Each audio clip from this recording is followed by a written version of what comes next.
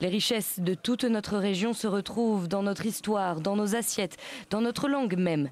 Mais saviez-vous que le mélange de notre culture provençale et de savoir-faire venu de l'autre côté de la terre perce les nuages d'un rayon de soleil? Bienvenue dans un temple de la mode.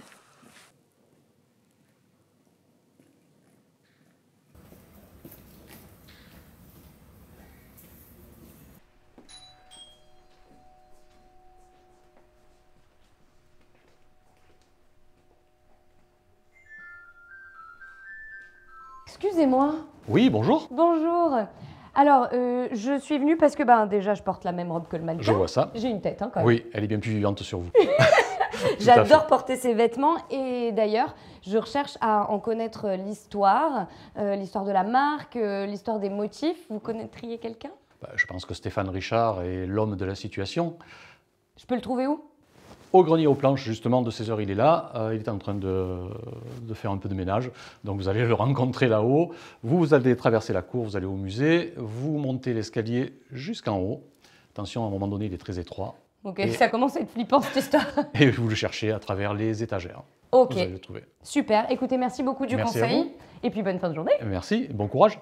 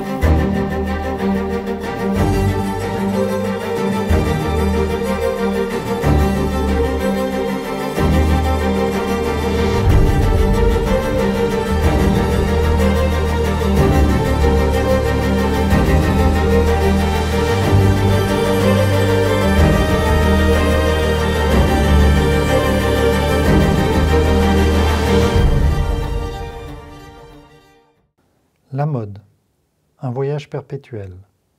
Les tissus de Provence, aux motifs légendaires, ont eu leur part de vagabondage. Cotonnades débarquées d'anciennes colonies, fleurs de safran, d'hibiscus ou de garance colorant jadis nos toiles. Brassage de culture et de savoir-faire de tous horizons. Si les Indes ont influencé nos contrées, les Amériques se sont emparées du patchwork, dont l'origine est bel et bien provençale. La recette semble tellement simple, de l'encre, des jupons et en coton, s'il vous plaît. L'histoire de ces motifs, de ces imprimeries, je le sens, devrait m'amener jusqu'au XVIIe siècle. J'aurais tellement voyagé dans le temps et l'espace avec cette quête de secrets de Provence. Bon, maintenant, j'aimerais quand même bien mettre la main sur le patron. C'est si grand ici, plein de coins, de recoins. C'est fou. C'est fou toute cette collection d'objets utilisés par tant de mains, sans doute. Bon, je vais tenter de monter encore alors. Je vais sans doute finir au grenier, moi. Vous aviez la première planche, ici, qui faisait tout le dessin en noir, toute la partie noire du dessin, c'est-à-dire la fleur, tous les traits, on appelait ça la finesse. Vous avez cette planche qui apportait le fond, la couleur de fond, ici le vert. Cette planche, le rouge, c'était le cœur de la fleur. Les feuilles jaunes qui venaient ici, et avec ces 4 planches, on aboutissait à ce dessin, 4 couleurs. Vous avez la planche avec le petit clou qui permettait le repérage, qui permettait de placer la planche, de l'appliquer ainsi. Ensuite, marteau pour bien appliquer la peinture, et on enlevait et on retrouvait la couleur jaune qui s'était portée sur le dessin. Waouh!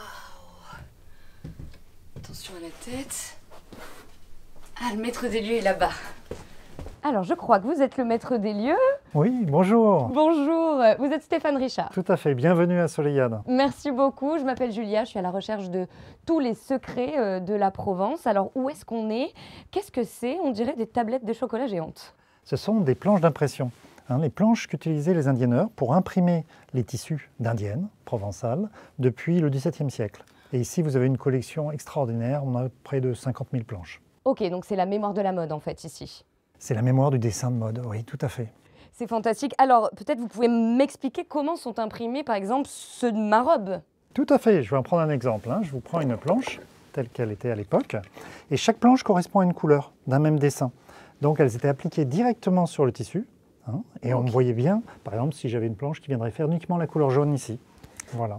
Et vous avez sur chaque planche un numéro, le numéro correspond à un modèle, et pour chaque modèle, vous pouviez avoir de 5 à 12 planches différentes en fonction du nombre de couleurs. Puisque c'est une question de superposition, en fait. Exactement, c'est une superposition. Chaque planche a sa couleur.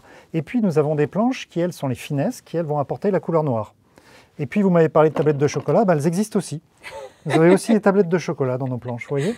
Donc, des dessins qui pouvaient être extrêmement modernes, extrêmement contemporains. Alors, quelle est l'histoire de votre marque Souleyad, c'est quoi et comment c'est apparu? Alors, ce qui est intéressant, c'est qu'au démarrage, il n'y avait pas Souleyad. Il y avait un imprimeur de tissu d'Indienne, qui a créé cette entreprise en 1806, donc plus de 200 ans d'histoire. Et puis dans les années 1930, la mode était à créer des marques, et il a fallu inventer une marque. Et ils l'ont trouvé dans un livre de Frédéric Mistral, ils l'ont appelé l'Ensoleillade. L'Ensoleillade, en français, est devenu la Soleillade en provençal, sans le haut. On est en Provence ici. Oui, voilà, on ne le prononce pas, c'est pas Souleyado, c'est Souleyad, c'est ça? Tout à fait. Ok, alors peut-être vous pourriez m'expliquer la couleur, comment se fabriquaient les couleurs avant et comment se fabrique la couleur maintenant, puisqu'il me semble que les modes de production ont changé. Ah, totalement. À l'époque, on n'utilisait que le végétal et on fabriquait les couleurs sur place. Aujourd'hui, non, on va s'adresser à des spécialistes de la couleur qui travaillent des moyens extrêmement techniques et la couleur est devenue technologique. Alors, tout cet endroit n'est pas visible au public, ça quand même faut le rappeler, mais au-dessous de nous, il y a le musée et on peut y faire un tour peut-être. Tout à fait. Allons-y alors, allons découvrir ce musée. Super, merci. Ah, je sens qu'on est au bon endroit. Vous parliez de couleurs, de pigments tout à l'heure. Je crois que c'est ici que ça se passait, non, avant? Tout à fait. On est devant la cuisine aux couleurs, qui est un vrai témoignage du passé, parce qu'elle est dans l'état dans lequel elle a été fermée en 1977. On dirait que le chimiste est toujours là. Il est devant nous, il est encore en train de travailler quelque part. Mais maintenant, on ne fait plus les pigments comme ceci. Le mode de production a quand même évolué, quoi. Oui, malheureusement et heureusement, ça dépend. On fait beaucoup plus de nuances. Maintenant, les choses se sont informatisées, les métiers se sont spécialisés, donc on ne fait plus nous-mêmes nos couleurs. Et les tampons, parce qu'avant, c'était des petits tampons carrés, comme on a vu là-haut, mais du coup, là aussi, le mode de production a changé. Oui, tout à fait. Il est devenu presque invisible, parce qu'au démarrage, on avait nos planches, nos tablettes de chocolat, et puis elles sont devenues cylindriques, parce que l'idée était de produire plus, encore plus vite. Donc un jour, on a eu cette idée géniale de faire des planches cylindriques. Et puis après, on est passé à d'autres matériaux, le laiton, la table à la lyonnaise. Et puis, on a fini avec le numérique. Et effectivement, le numérique, on ne voit plus rien. Oui, mais du coup, ici, quand même, on a des traces du passé, comme par exemple toutes ces planches de dessins, de motifs, de couleurs qui servent en fait d'exemple de ce qui a été fait avant. C'est notre travail de tous les jours. C'est-à-dire qu'en fait, on se sert des échantillons qui ont été réalisés à l'époque, sur ces cahiers. On va les scanner et on va les reproduire. Le gros intérêt de ça, c'est qu'on va les reproduire avec leurs défauts. Ils ont tous été faits à la main. Donc du coup, la particularité d'un tissu Souleyad, c'est qu'on le retrouve tel qu'il a été imprimé il y a 50 ans, il y a 100 ans, il y a 150 ans. Donc par exemple, si la couleur déborde un peu, en fait, c'est ça qui fait Souleyad. On se bat pour que ça reste comme ça. C'est-à-dire qu'on voit vraiment la couleur déborder. C'est la ligne, elle n'est jamais vraiment ligne. Le rond, il a un peu une forme de patate. Bah oui, quelque part, la planche est un peu abîmée le jour où on a imprimé. Voilà. Sauf que nous, on va utiliser le numérique pour s'assurer que ce petit écart, il est bien reproduit. Alors Souleyad aujourd'hui, c'est combien de boutiques? C'est aujourd'hui 23 magasins, principalement en Provence, parce que nous sommes provençaux. Et puis on se dit toujours que finalement, il faut venir nous voir. Il faut venir trouver Souleyad en Provence. Donc pas de Souleyad dans des grandes villes européennes ou dans le monde. Non, on voit les Américains venir ici, à Tarascon ou ailleurs en Provence. On leur a mis quand même un magasin à Paris, parce qu'on s'est dit, on ne sait jamais, qu'ils ne descendent pas. Mais voilà, mais autrement, c'est en Provence qu'on trouve Souleyad. C'est un peu notre culture, notre secret à nous, quoi. C'est notre Souleyad. Là-bas, il pleut et ici, on a le soleil qui passe à travers les nuages. Ici, c'est l'été, même en hiver. Voilà, donc on est chez nous. C'est carrément l'été, même en hiver. Et du coup, beaucoup de gens reviennent à Souleyad et il y a des stars, non, qui s'habillent en Souleyad. Oui, ça c'est toujours marrant. Je me rappelle du choc d'Annick à Saint-Rémy, un 31 décembre, qui voit arriver Daniel Craig. James Bond en personne dans le magasin, quand même. Attendez, vous êtes en train de me dire que je suis une James Bond girl, potentiellement, trop la classe. Donc c'est des moments assez intenses. Et puis parfois, on a aussi des chanteurs français. On a Mathieu Chédid, on a plein de gens qui viennent nous voir, qui sont super sympas et qui adorent la marque parce qu'elle est différente, elle véhicule autre chose. Vous véhiculez de la culture, de l'histoire en fait. Puis de la couleur, du dessin. Voilà, c'est fait pour les gens qui ont envie de s'inventer, qui en veulent pas de quelque chose de neutre, de triste. Non, on est là pour montrer qu'on existe. On est ensoleillé. Voilà, tout à fait. Merci, j'ai appris des tas de choses, des tas de choses. Je vais quand même continuer un petit peu ma visite dans votre musée, qui est juste incroyable et qui regorge de secrets et de petits recoins. Et puis bonne quête alors, hein. Merci beaucoup. Bon, je fais un peu ma star de pacotille là, hein. Je ne suis pourtant jamais montée sur un tapis rouge. Et puis on va pas se mentir, je décrocherai pas non plus l'Oscar de la meilleure actrice.